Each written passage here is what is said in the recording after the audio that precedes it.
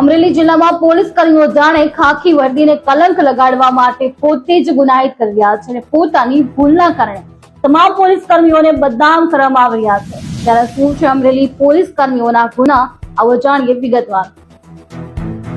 Amreli police તંત્રને કલંકિત કરતી police કર્મી સામે નોંધાઈ દુષ્કર્મની ફરિયાદ।